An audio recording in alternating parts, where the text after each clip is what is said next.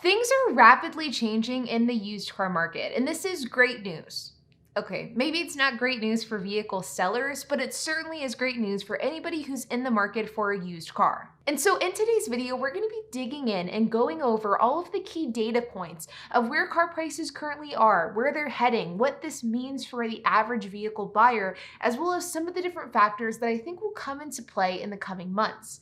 So let's get started. Now, all of the data and the sources that I'm using for this video have been linked down in the description below. So if you're interested in learning more about vehicle prices, I highly encourage you to check out some of those different resources so that you can be a more educated buyer. But we are going to be going over all of this and more in this video. Now, let's first kick this off with some statistics from Manheim. Now, according to Manheim, wholesale used vehicle prices have decreased 3% from August to September. The Manheim Used Vehicle Value Index declined to 204.5 and is now down 0.1% from a year ago, which is huge and is actually the first time post-pandemic that we have seen a decline in overall index prices year over year. And this is an incredible sign that we are heading in the right direction. In September, the Manheim Market Report, or MMR value, saw a 2.5% decline in the 3-year-old index. Now, for those of you who don't know what MMR is or why it's important in the context of vehicle prices,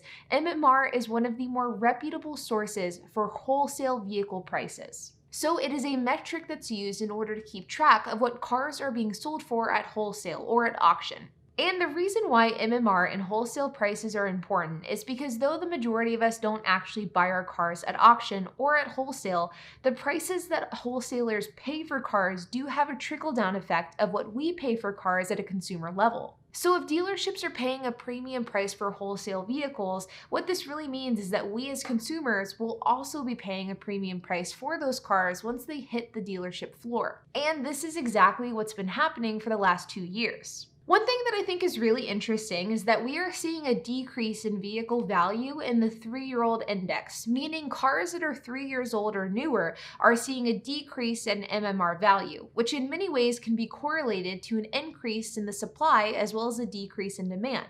And if we look at this graph from the Federal Reserve, you can see that we saw a massive spike in auto loan originations in 2021 and 2020, which means that many of these cars that were purchased new in 2020 or in 2021 are now entering around the 3-year-old mark.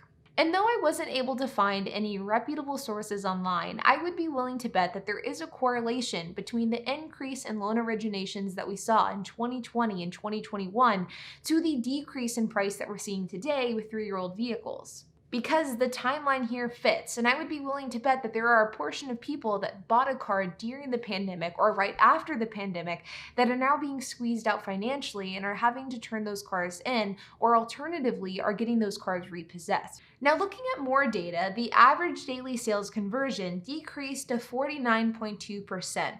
And what this tells us is the bargaining power that consumers hold.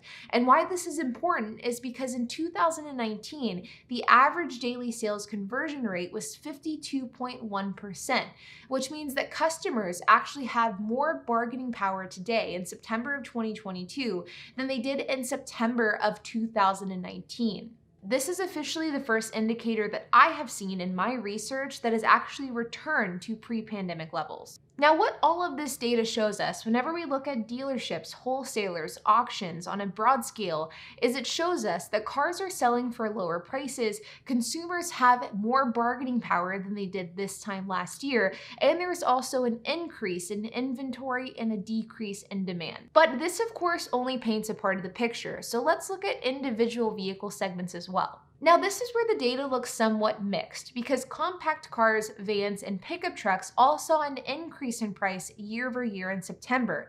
While if we look at the data from August, these same vehicles actually saw a decrease year over year. But the silver lining here is that when compared to August, every single vehicle segment across the board was down. So vans, pickup trucks, SUVs, luxury cars, sports cars, as well as compact cars saw price declines. So while in some cases prices are still up year over year, they are still trending down month over month, which is a great sign.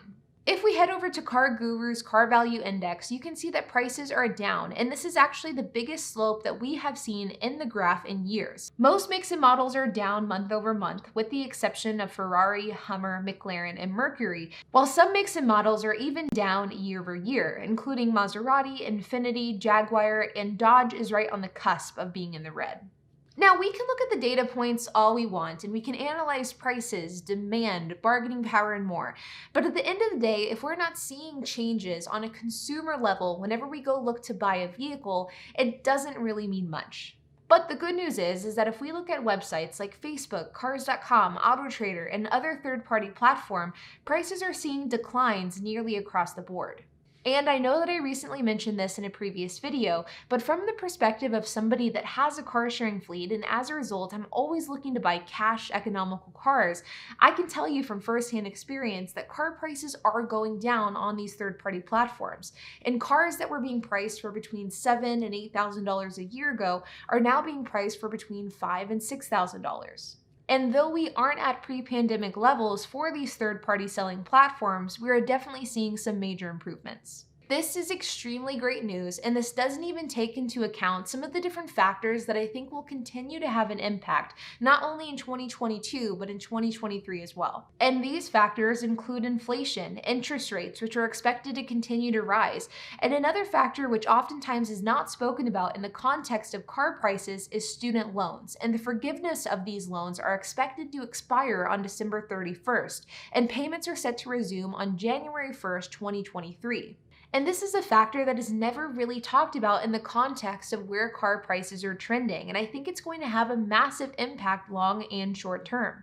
I've said it many times on this channel, and I'll probably continue to say it many times in the future, but the fact of the matter is that given our current economic climate, the average consumer is getting squeezed. Many of us are having to make tough financial decisions, and for many people who maybe were considering getting a used car at one time are now making the decision to hold off on that purchase. And people who may have purchased a car in either 2021 or in 2020 may be in a drastically different financial situation today than they were at the time that they purchased that vehicle. And because of this, there are car buyers that are opting to either sell their car or these cars are getting repossessed. And as a result, demand is decreasing, supply is increasing, and prices will continue to go down. But there you guys have it, our most up-to-date information as of the end of September. Now, most of these data points are updated on a monthly basis, so we should get another update here in a couple of weeks at the end of October, and I will be sure to update you guys on this channel. Like always, if you have any questions, comments, if you have anything to add, I would love to hear it, so make sure to leave a comment down below. And while you guys are at it, make sure to hit the like button, hit that subscribe button, and hit the notification bell, and I will see you guys in the next video.